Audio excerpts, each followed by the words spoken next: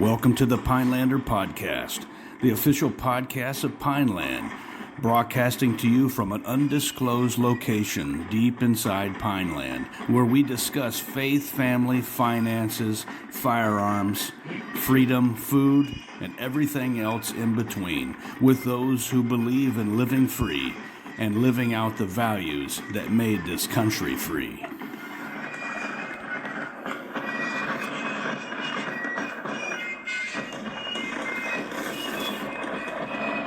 All right, welcome to the Pinelander Podcast. This is Paul LaFavor, and you're listening to the podcast for America's Warriors.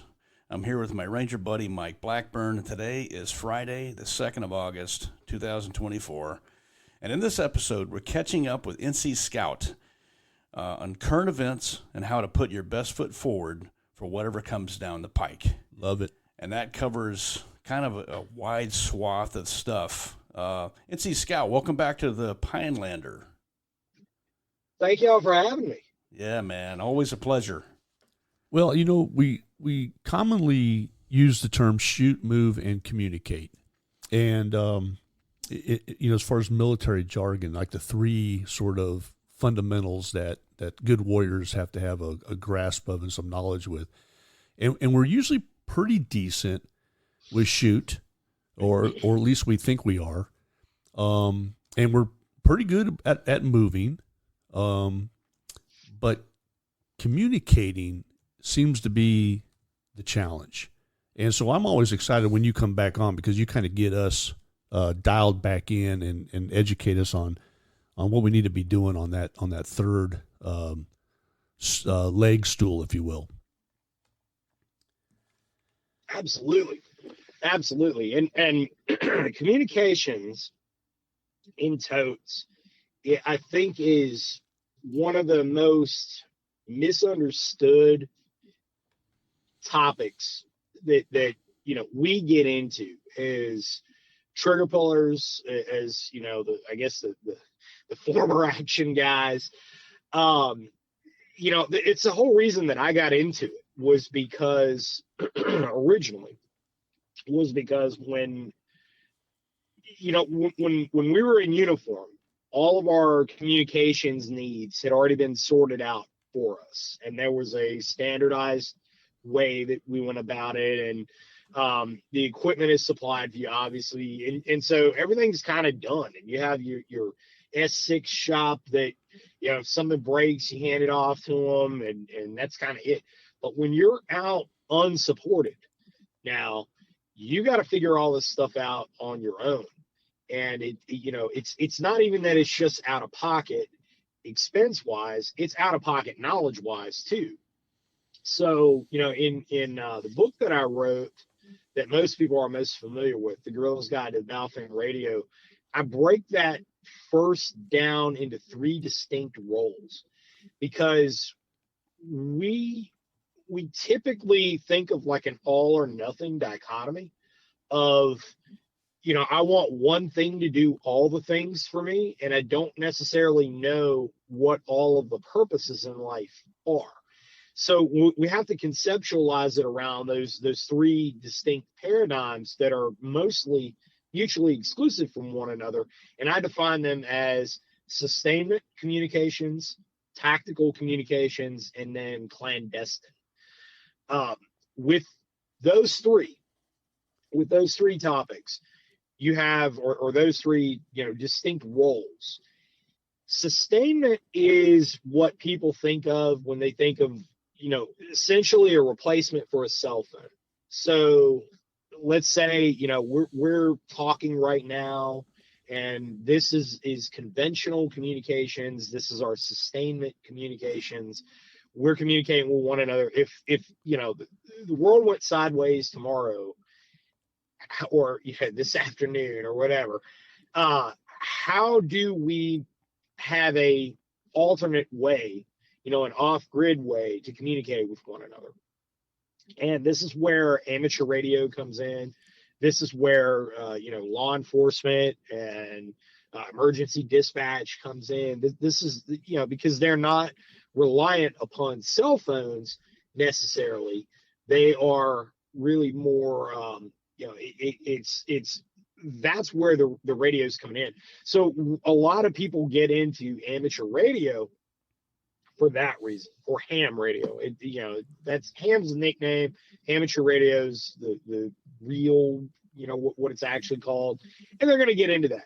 But understand that that's all sustainment side communications. It's above board. Everybody knows what you're doing. There's, it's not, there's no clandestine or secretive nature to what you're doing. And communication security is typically going to be very low.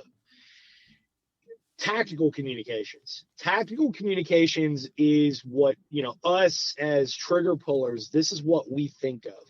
And so a lot of the students that I have that come to class, a lot of the people that have bought my book, this is what it's actually written for. This is the crowd that it is written for.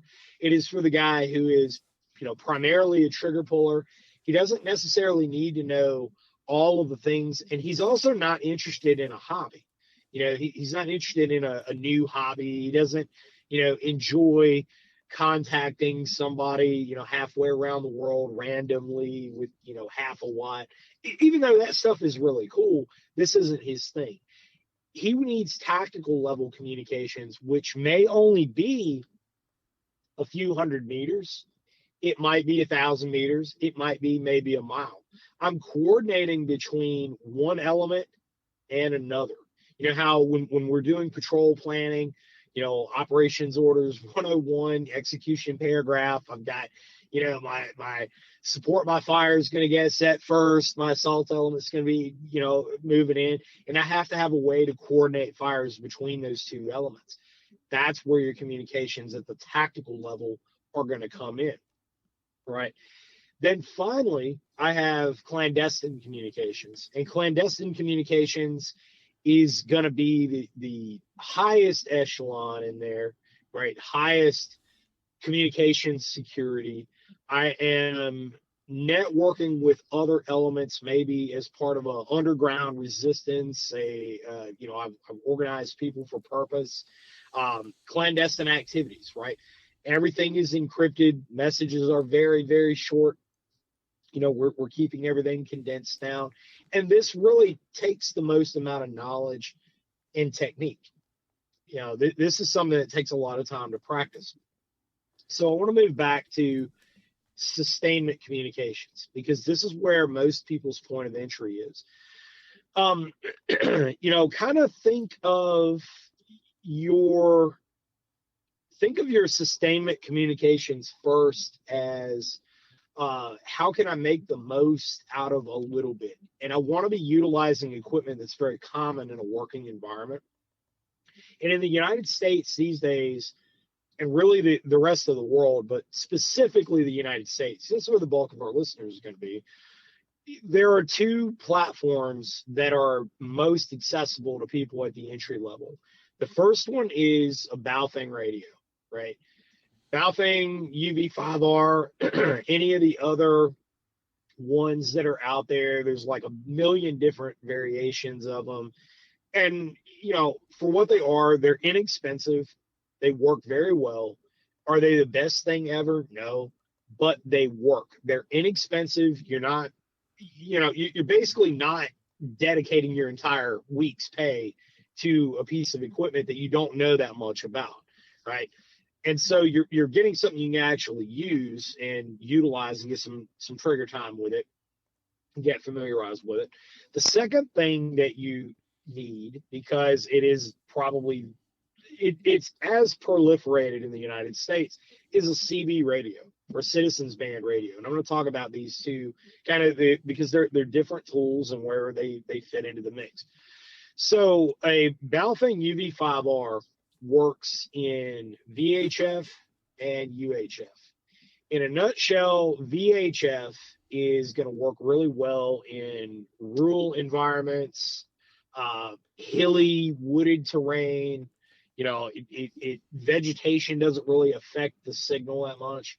CB radio, on the other hand, everybody kind of thinks of CB as like 1970s truckers, and all that stuff. That actually works in the very low end. It operates in the very, very low end of VHF. Technically, it's in HF, but it behaves like VHF, and it works in really in rural environments as well. UHF on that bow thing, UV5R, that's going to favor urban environments, and as kind of like a little mnemonic for myself to remember that, because I like playing little games with my brain. I've had a lot of concussions. Is that yeah, I mean, my VA packet says you've had a lot of concussions. But UHF, just remember urban, right? Mm-hmm. UHF urban works really well in urban environments. That signal propagation is going to work really well in urban environments. So, you've got your tools here. You've got two different radio systems that are both able to operate, in a license-free space. So I want to talk about that for a minute. Citizens Band Radio, completely license-free. You don't have to fill out any paperwork. Yet another thing you have to attach your name to for a government agency. You don't have to do any of that, right? You get it, put your antenna up, bam, you're good to go. The bow thing can, the UV5R can work on a couple of license-free frequency ranges, and then it also can be utilized for amateur radio as well. In the VHF range, you have what's known as MURS, or multi-use radio service. That's in VHF. It's 151 megahertz to 154 megahertz. It can operate in there. That is license-free. There's a lot of people, in my area. I live in a really rural part of North Carolina. There's a lot of people that utilize MURS around here. The second one is in UHF. And this is one that a lot of people are familiar with, is FRS, or Family Radio Service. And that's in the 462 to 468 megahertz range. And that's in UHF. The reason a lot of people are familiar with FRS is because these are the little Walmart blister pack radios, like the Motorola Talkbouts and stuff. You can get these, they're really, really common, right? And a lot of people have them. They're real common with hunters. They're real common with, people that don't know a lot about radio. They'll buy those. The bow things can operate on those as well. So you've got some license-free options in there that you can create those communications for a local area, right? For a local area. We'll say best case with the bow thing UV5R, if like what I cover in the book, if you're building antennas for it, you can typically line of sight, you're going to get about 6-8 miles out of that. With a really good CB setup, you can get 10, at the most. Sometimes further, depending on a lot of other factors that are outside the conversation. But you're getting a pretty good setup. You're getting some consistent capability for an immediately local area, which is pretty cool, right? Let's talk about amateur radio real quick. Let's shift gears with the sustainment side communications. Ham radio, amateur radio. A lot of people don't really, when they're new, they don't really see like a justification use case. When they think of ham radio, they think of, some old guy with his pants up to his armpits, and kind of the propeller hat people. I mean, it is what it is. But the thing is that amateur radio can open a lot of doors to interesting things, to some really interesting things, and a lot of interesting capabilities.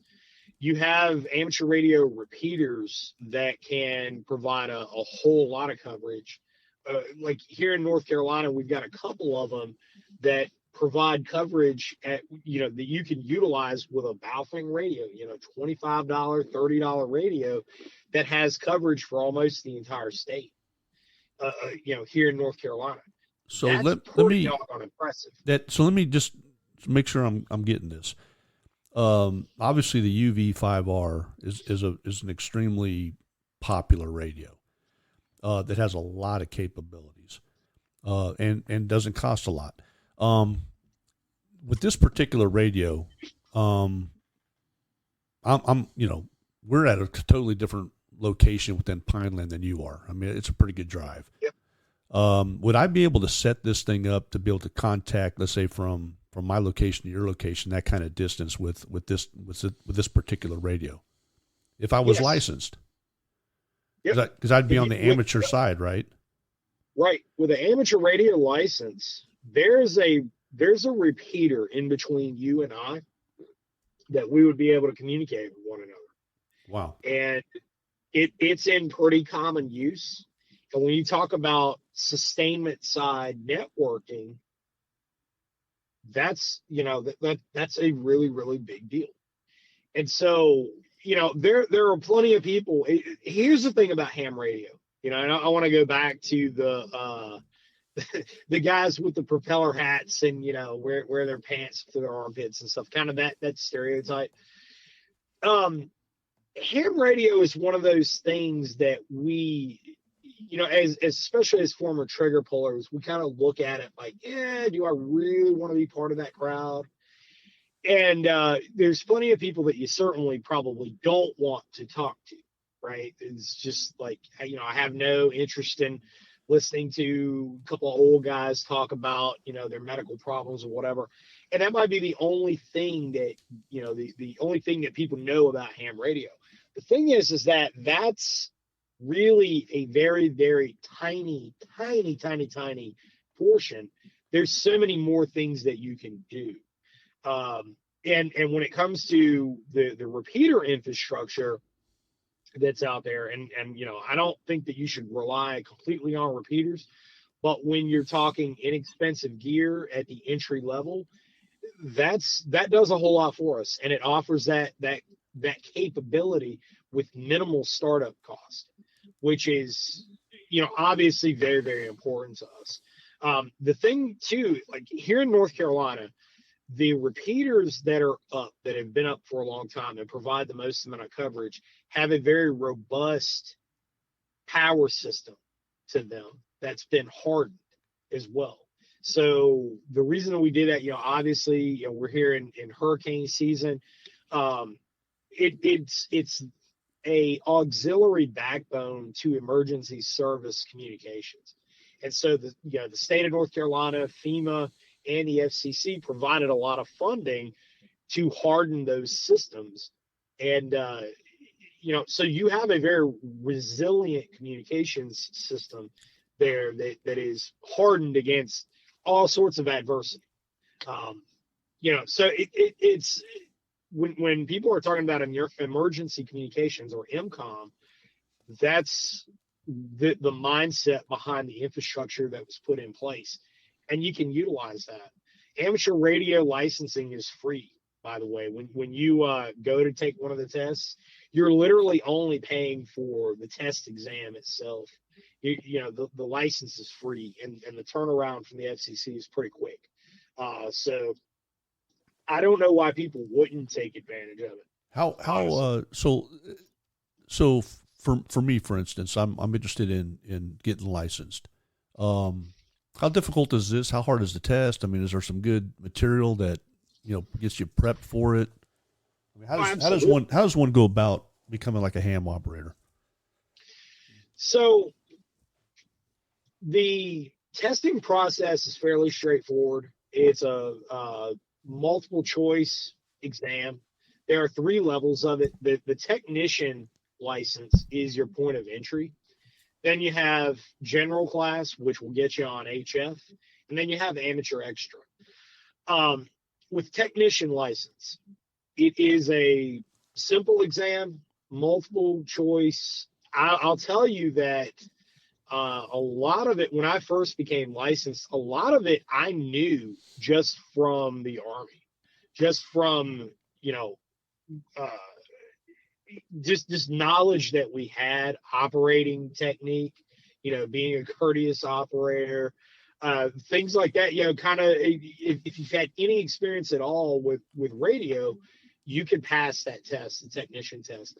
But here's the thing, is that the entire question pool is public data. You can download the entire thing. You can get it from the FCC. You can get it from the American Radio Relay League, ARRL. You can print out the entire exam pool. And what I do is I'll print out, I'm an amateur extra. I've been licensed for a long time. This is how I did it. Print out the entire exam pool and black out all the wrong answers, because it's, each question has 4 options, right? This is multiple guess. Print that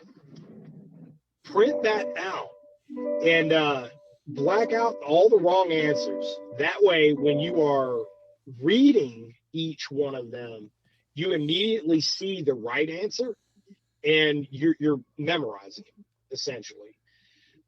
Let's say you ain't got the time to do that. You don't necessarily want to do that, or maybe you want to study a little bit further. We all have our cell phones on us these days. There's a bunch of free apps that you can download. One of them is Ham Exam Prep.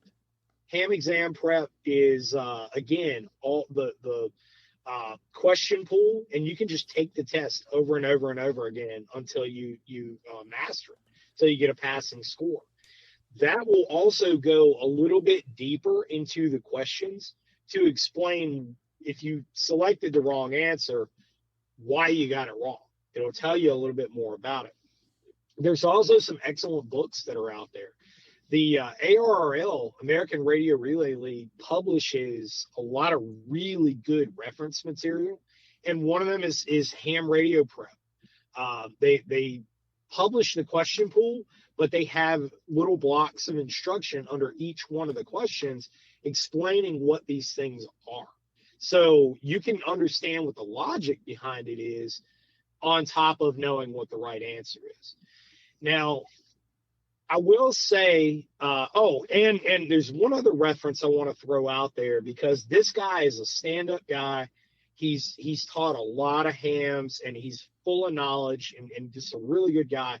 But KI4U, his name is Buck. I'm trying to remember his last name, but you can find him on Amazon. If you look up Buck's Amateur Radio Guide, he's published 3 of them. One for technician, one for general, and one for amateur extra. His books are excellent. And so, completely unsolicited, I've never met this guy, but I've referenced his material quite a bit. Great stuff. And his books are inexpensive. So, you can buy those as prep material. Really, really good. Very solid. And, the ARRL is kind of like the ARRL books are kind of like a field manual. They're kind of dry. Buck's writing style is more entertaining. So, if you're somebody who likes a little bit of entertainment with what they're reading, you're not the field manual type. It's going to be a little bit better. Little more digestible, I'll say, because I'm that guy. Like I like to read things that are more entertaining. So there you go. Strong references or strong recommendations for those as studying references. Well, I'm definitely interested in that, because I think lately I've noticed. And I don't know if you have the same situation where you're at, but our cell phone system will just drop. I mean, we get like a little message saying, sorry, but the network is down.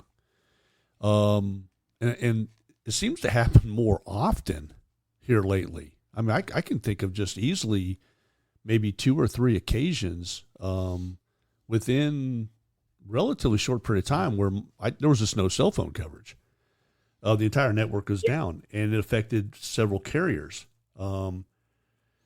So, to me, if you have no cell phone network, if that system is completely gone, most people are going to be in a pickle.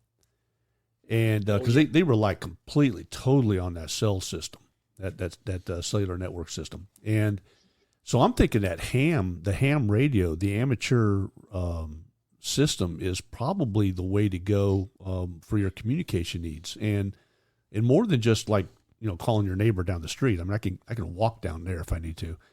But getting in touch with you, okay, without having to get in a car and drive for a while.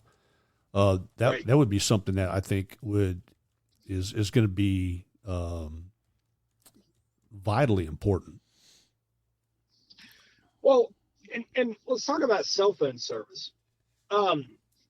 So the cellular network that we all know and loathe, there's days that I wish I could just throw my phone away because it's just blowing up all day. I can't get anything done because everybody's hitting me up for all the things. And, we probably all feel like that. But a lot of people take for granted the incredible level of infrastructure that a cell phone network requires. And with each new generation of cell network capabilities, so we're currently on 5G, it goes higher in frequency, and the higher in frequency it goes, the more towers you need, because the shorter and shorter and shorter the range of the cell phone network, from that very small local tower, the shorter and shorter the range is. But not only that, the more points of failure are now introduced, right? So the more towers that we introduce into a cell phone network, the more chances, the more variables are there that something's going to go wrong. And it frequently does. When we talk about how like cell phone service goes down, and it goes down quite a bit, pretty routinely, it'll come back up quickly as well.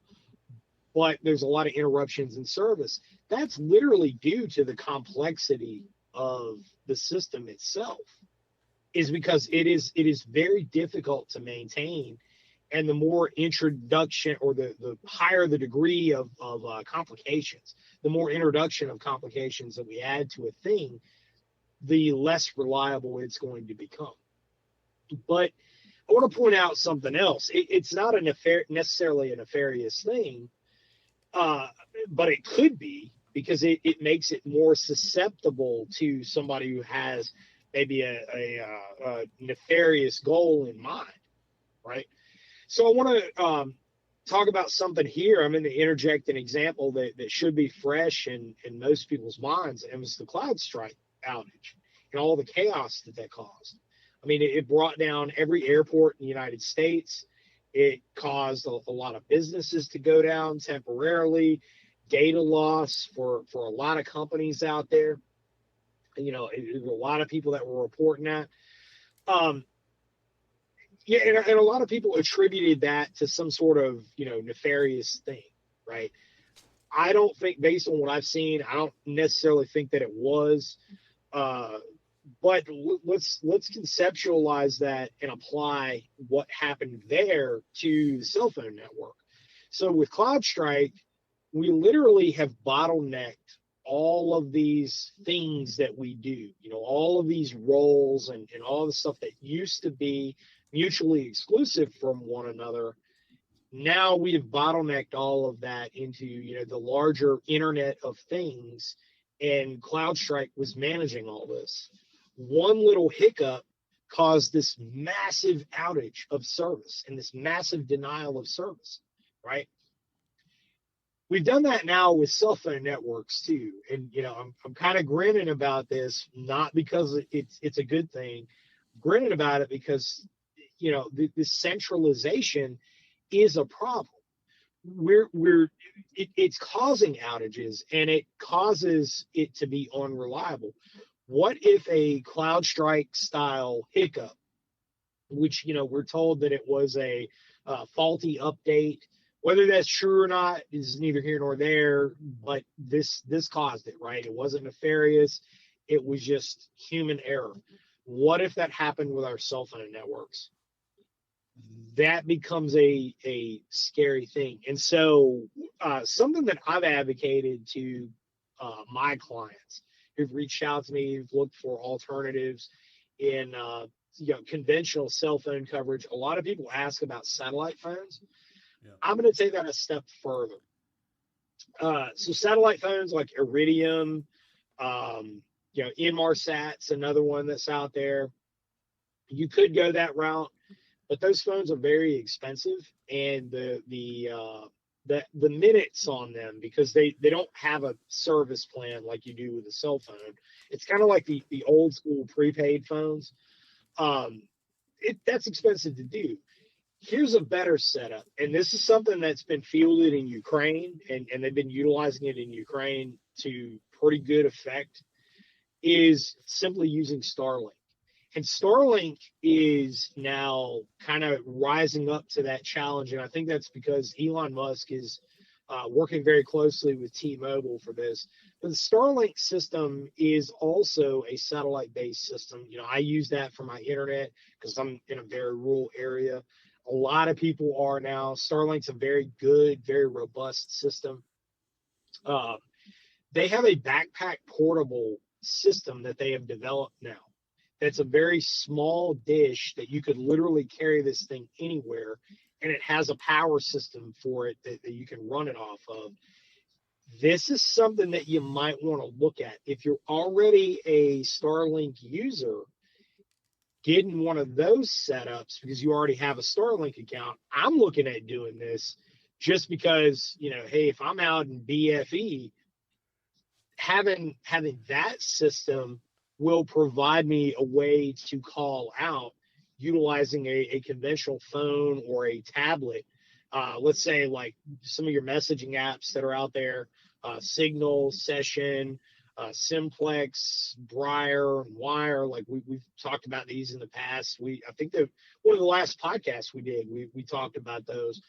I can utilize those with that Starlink internet service, and that provides me a way to send voice calls out as well as utilizing data. So very good setup. Really cool setup. What's the cost on something like that? I mean, what are we looking at? I know the Starlink backpack system is coming in at under $1,000. So I don't recall off the top of my head exactly how much that costs, but I do recall it was under $1,000. So it's just that, yeah. So that's upfront one-time expense, and then you have the service. The service plan on it was, I think it was $150 a month. Yeah, reasonable. Very reasonable. Yeah, very reasonable. And the thing is that it's satellite based, so you're getting internet, and it's a multi-purpose item. You could use it at your house to provide your internet. You could throw that thing in a backpack, and hey, I'm hiking up the Appalachian Trail. I'm putting that sucker on my back, and now I've got cell phone service everywhere I go, as long as I have a clear line of sight to the sky. That's really, really good setup. Not necessarily something, if I was worried about minimizing my electronic footprint, the amount of RF energy I'm putting out, I might not want to look at that option. But if it's something just for sustainment side communications, yeah, heck yeah, man, that works.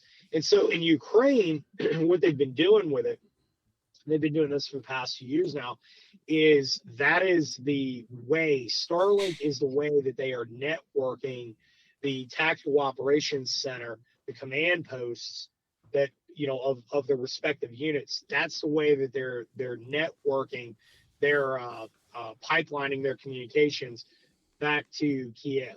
That's how they're doing that. Now, I'm assuming if you owned a yacht, of course, none of us do. Is this maybe a primary form of communication that if you're out on a boat or something that they would be using? Okay. Yes.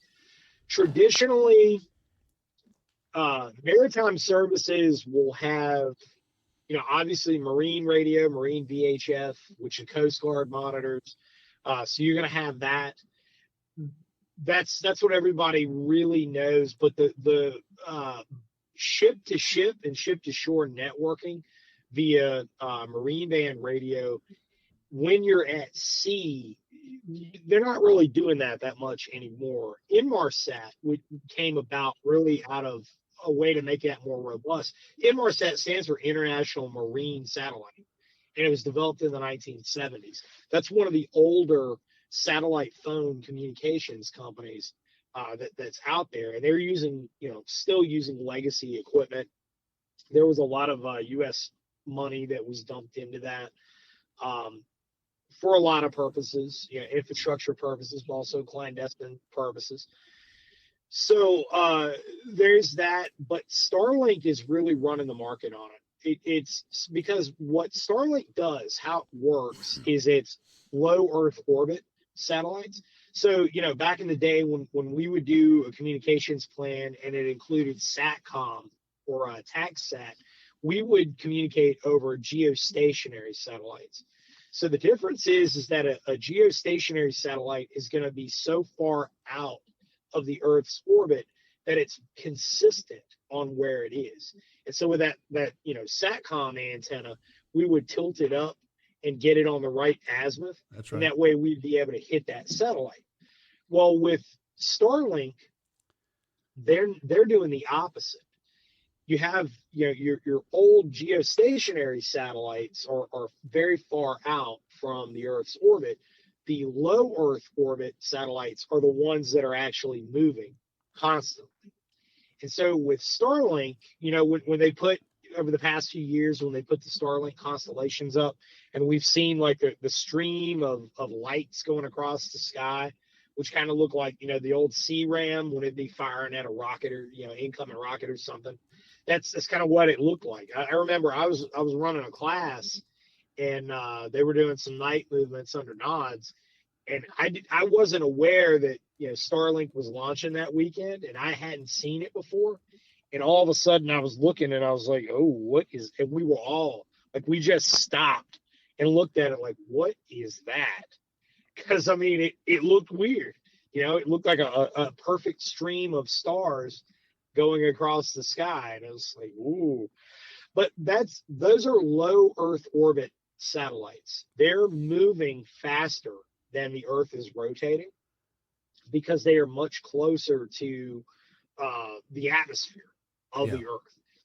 What that allows Starlink to do, the reason that Starlink's so much faster than some of the older satellite internet providers like HughesNet, for example, is because you have a much better latency speed, and it's linking each one of those satellites. So as soon as one does a pass, then you're going to get another one doing a pass. You're getting a lot more data and a lot more bang for your data buck necessarily as those satellites are passing. And the distance is a factor, I'm sure, as well. Right. Because they're Absolutely. closer. Yeah.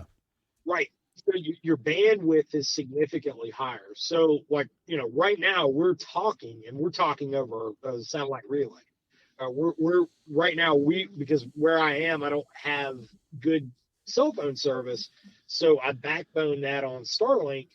That's how we're able to talk.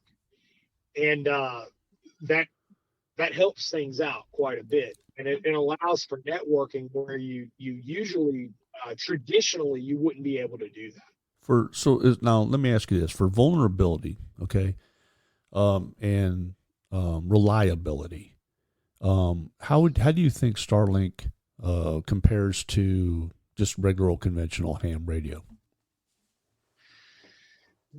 They're two very different roles. Because having radio, so having a radio is a multi-purpose item for me, especially VHF, UHF, or a CB. I can utilize that for sustainment communications, for tactical communications. I could throw a Baofeng on my kit and put a little stubby antenna on it, and and I have inter-team communications now. That's great for a few hundred meters, and that's the only distance I want it to go. We're going to be good to go, right? and of course I can use it in a clandestine role as well, setting it up with a tablet and sending out, encrypted data bursts. We can do all that. And I cover that in the books. Starlink is kind of a different use case. So like a backpackable Starlink setup is a different use case. I can use this now for, let's say, I'm across the United States. I'm out on the West Coast, but I need to communicate back with home, or maybe, I have a group and we're organized for purpose, like whatever it is, but we're dispersed over a very wide area where conventional radio might not work or would be unreliable, right? That's where your Starlink would come in. Literally, conceptualize it like this, and this is, for all the former trigger pullers or current trigger pullers who are going to listen to this. Basically, Starlink would be the same thing that we would do with SATCOM. We wouldn't utilize TACSAT for inter-team communications. TACSAT was utilized for sending a product back to the TOC.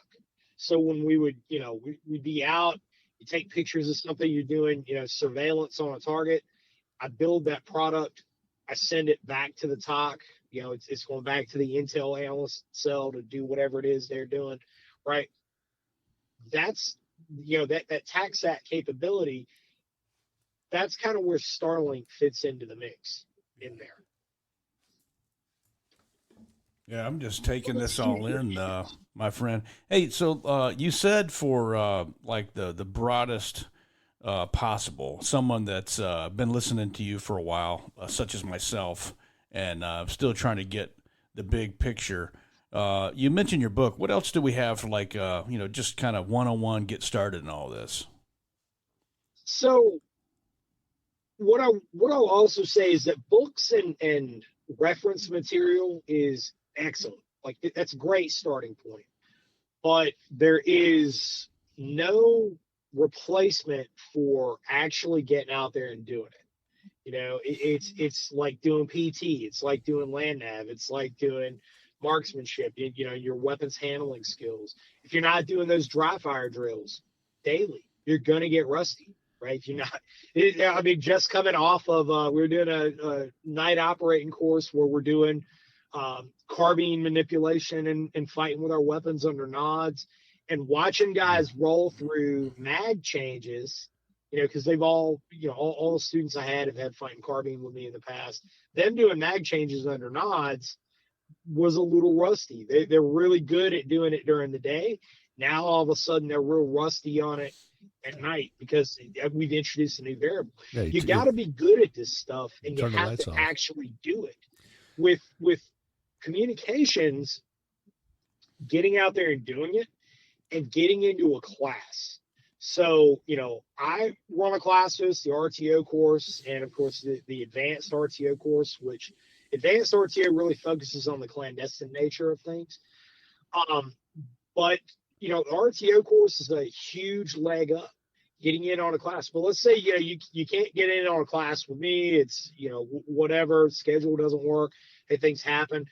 A lot of the larger amateur radio clubs that are out there will offer classes. If you reach out to them, they will offer classes usually, and it's ham radio oriented. So, it's not really focused on like the trigger puller aspect of things, but you are getting that baseline of knowledge out of it. And a lot of your larger ham radio clubs out there will offer those courses, and they're usually low cost or no cost. That's excellent. I know that the books are out there. There's a lot of videos out there. I'm about to start releasing some videos as well, because there's a lot of bad information that's floating around in the like YouTube spaces. There's a lot of bad info too that's just. That's all I'm going to say about that. I'm going to be in the process of squaring that away. Hey, so well, you bring up another another thing to consider too is like how fast is this technology moving? So, if I pull out a book or something, I'm assuming I need something that's been written relatively, not too long ago, because things have changed quite a bit. Or is there some like fundamental, never changing sort of material out there that would still benefit you? Well, with radio, the technology itself is not really changing. The radios themselves are becoming more capable. So, like for example, there's a HF radio that just came out, the Zygu X6200 that just launched. That is really, really an incredible piece of gear. And, it has a mountain of capabilities, right? It is an update of the thing that it replaced, and so you run into that. But the technology is getting better, but what it actually does, transmitting on VHF, transmitting on UHF, those properties themselves are not changing, and so you could pick up a radio from 40 years ago. We'll say, like, for example, handheld radios from 40 years ago kind of had that big brick look to them, like an ICOM IC2, and it only transmitted on VHF or UHF, but not both because of technological limitations. These days, now we have and they were expensive. These days, you have a Baofeng UV5R, which transmits on both, and it's $25. Yeah, like $35 radio. Yeah. So, and the batteries are more reliable and everything. So with the technological changes and upgrades, what you're getting is more capability in a smaller package in a better built package. And so it's not like in the computer world or the internet world or the phone world where everything is changing, and the whole system itself is changed and making everything else obsolete. That's not necessarily what's happening with radio. It's just that the radios themselves, the newer ones that are coming out, they're getting better. They're getting better. They don't weigh as much. They do more. Batteries are better. Yeah. So it's, the technology really is just making life easier. But UHF is still UHF, regardless of when you're shooting at. I tell you what, let's talk about your basic sort of like communications classes that you're providing. Okay. A guy like me, maybe I want to start learning some of this stuff. How long are these things? How often do you do them? Do you perform in various different places around the states, or do I have to come to Pineland, or what? So I travel, and I typically will run 3 or 4 of them here in North Carolina a year. I'm actually about to start one, but that's been up on the calendar for a while. I got a lot of people in there. You can find the schedule on brushbeater.store under training courses. That's where people will enroll in the courses. You can find a lot of equipment that I carry in the store as well. But you'll be able to find all of that there. And that's where I have the courses themselves listed. So like earlier this year, I was in Montana teaching. I ran class in Wyoming as well. I'll typically be out there in the summertime. I'll run one course in the winter, I'll run one course in the summer, and I'll run one course in the fall here in North Carolina. And then, when I travel other places, I'll have them. I've got a course coming up in Plano, Texas as well. So I'll be flying out there. The RTO basic course. So how long are these courses usually? Are we talking about a week days. Or 3 days, or what are we, this weekend? 3 days. Okay, 3 days. Well, that's very doable. And, so originally, I ran it as a 2-day course, but there's just so much material to cram into a small amount of time to include, a lot of your hands-on activities, all your practical application. And I want guys to get as much trigger time with their equipment as possible. So expanding it to a 3-day course really, for the students, it made a much more immersive environment. And I was so much happier with the results from that, from getting the student feedback and watching that success rate with the students.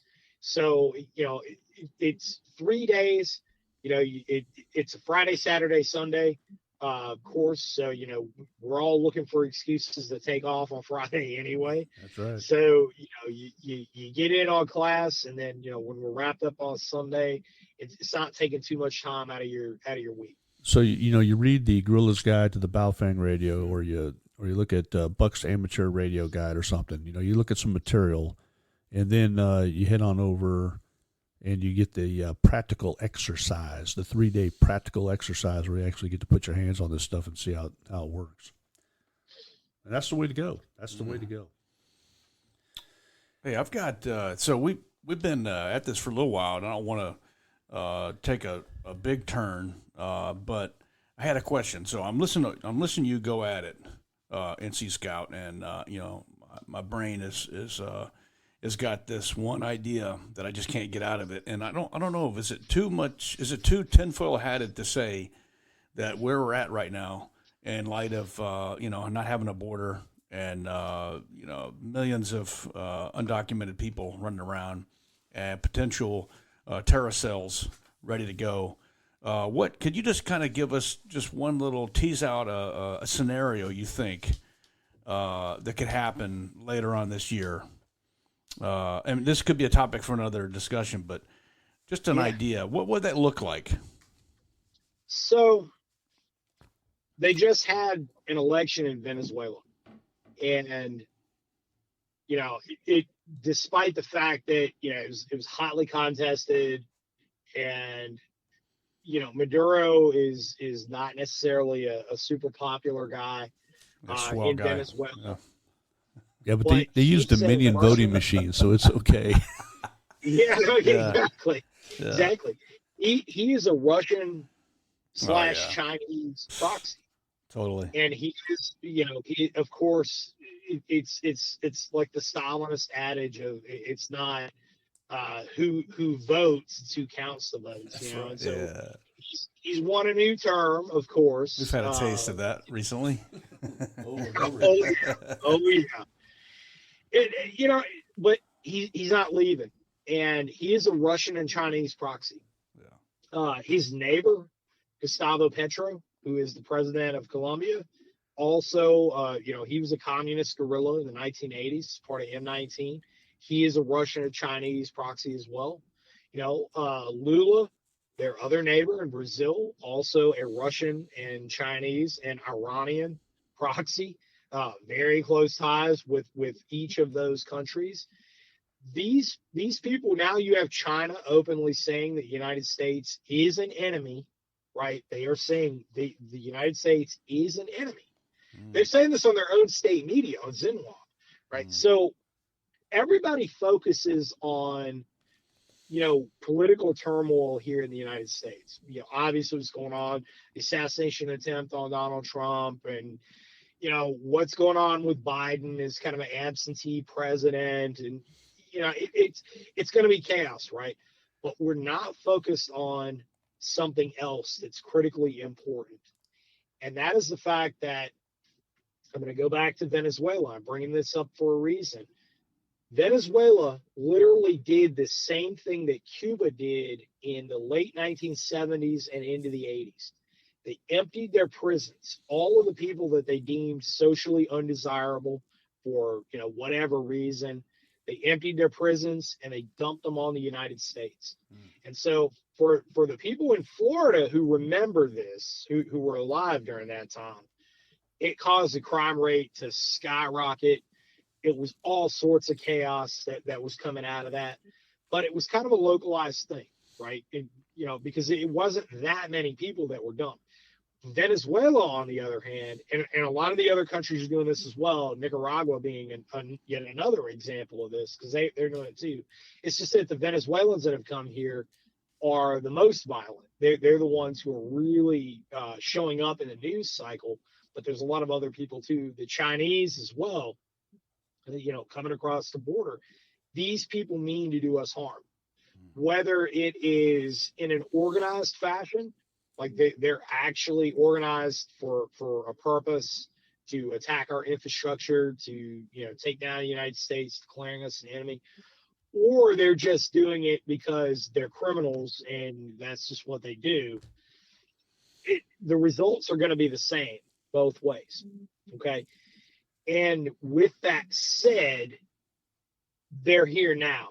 And when their parent countries, where they have come from, say, hey, the United States is the enemy. Okay, the United States is the enemy. The United States is bad. The chair's against the wall. Yeah. Right.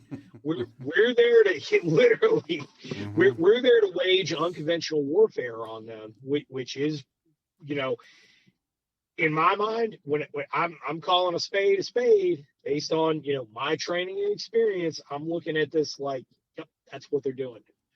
Because that's, if I'm telling you, you're my enemy, and now I've dumped all of my problem children on you, to take advantage of your own political turmoil inside of, that targeted country, man, it's kind of a dirty dozen at the macro level, like the whole plot of the Dirty Dozen, dumping off the criminals that were all on death row and letting them go raise hell. That's kind of exactly what's going down.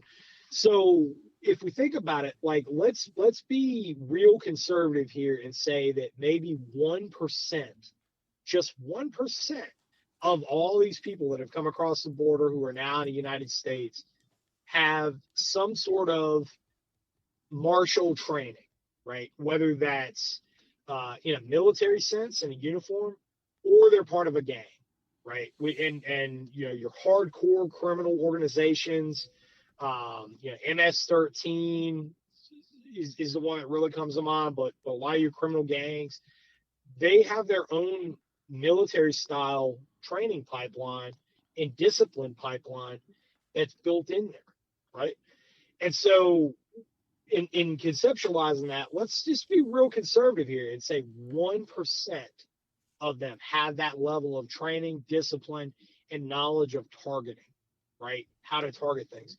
So, we utilized Carver, right? Criticality, accessibility, recuperability, vulnerability, effect, and then recognizability, right? Carver. And this is all, probably everybody listening to this already knows, but it's that matrix that now allows us to calculate what pieces of an infrastructure or what important pieces of the puzzle we are now going to target.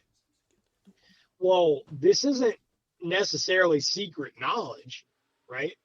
And I have to assume that the guys who've received training from the Russian Special Operations Forces or Chinese Special Operations Forces, they are doing something very similar to this. They're following a similar model because it's common sense. Why wouldn't you do that? So I don't know necessarily what they're calling it, and maybe nobody does, but I have to assume that these guys have received that type of training in clandestine operations. Why wouldn't they? If I wanted to attack an enemy, you're always going to attack them when they're most vulnerable, and you're going to go after those pieces of infrastructure. If we already have our level of political turmoil that we have internal, right, which we do, no ifs, ands, or buts about it. Not going to be a Pollyanna, not going to whitewash this thing. We got some problems internally that the pressure is really on that I don't see getting diffused, right, anytime soon. If I'm the enemy of said country that already has that level of political turmoil, was to say they don't carry that out, that they don't exploit that to its fullest. And that's the scary thing. That's the thing. And I think that we're getting ready to see it, unfortunately. Um, and it's not something that we can just fix overnight, because the security apparatus in the United States only has a finite number of resources. And as we've learned in the investigation into the assassination attempt on Donald Trump, they're also horribly politically biased. No ifs, ands, or buts, the questioning about that as well. And that is a problem. So when they're more dedicated to going after 79-year-old ladies who might have went to the Capitol in protest back in 2020, and they're still investigating that. They're not concerned about protecting the border. They're not concerned about going after these guys that they know are a problem, that you and I know are a problem, that everybody else with a brain knows is a problem. We're in for rough waters. Yeah, and I think that makes this episode even that much more important, because we have to get local, we have to get regional, we have to understand how to communicate, and we have to be prepared for whatever tomorrow brings. And your reliance on big systems will lead to your downfall, most likely. You have to be self-sufficient as much as possible. Take care of your family, take care of your neighbors and your community, and think small. I mean, I think that is the answer. But anyway, I'm certainly excited that you were able to pull away from your busy schedule and join Paul and I in Pineland again, just to talk about good things that benefit the lives and hopefully keep people prepared and ready for life's difficulties. Yeah, I mean, as always, NC Scout, having listened to you, a little smarter. I'm not the sharpest knife in the drawer, but I feel like I need to go out and buy some more ammo, some water, and some rice, and shelf-stable stuff. Maybe some radios, taking some classes. You guys, I think your website you're going with now is brushbeater.org. Is that correct? So, brushbeater.org for a lot of the old content, and there's some, occasionally I'll get a chance to write some stuff and I'll go up there, but brushbeater.store is where you're going to find the training schedule. I've got a whole lot of products. I'm a full service night vision and thermal dealer as well.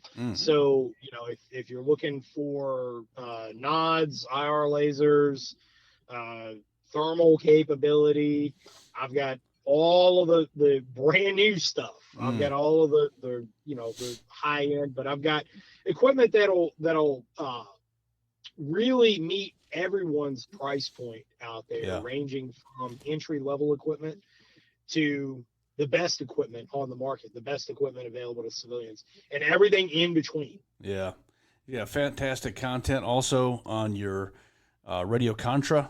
I enjoyed the Sons of Liberty. And then, of course, Militant Left. Who doesn't like that? But, as always, NC Scout, once again, it's a pleasure having you on, the Pinelander. God bless you, brother. God bless y'all. Thank you so much. We hope you enjoyed today's episode of the Pinelander podcast. If you enjoy our unique content, please consider supporting our sponsors. Soft News provides special operations news from around the world. It's where Paul and I go to keep abreast of what's going on within the SOF community. Check them out at soft.news. American Partisan. It's the vanguard movement of Western civilization. Be sure to check them out at americanpartisan.org. And, of course, Blacksmith Publishing. We've been serving the warrior class since 2013. They have great titles written for warriors, by warriors. If you're looking for excellent reference material or just want to enjoy a great novel, be sure to check out the bookstore. Or if you enjoy hanging out with warriors, come spend some time with us in the G-Base over at the Pinelander podcast. All that's at blacksmithpublishing.com. Until our next meeting, stay mentally and tactically smart, physically and spiritually strong, and socially astute. To each other we pledge our lives, our fortunes, and our sacred honor. May God continue to bless Pineland.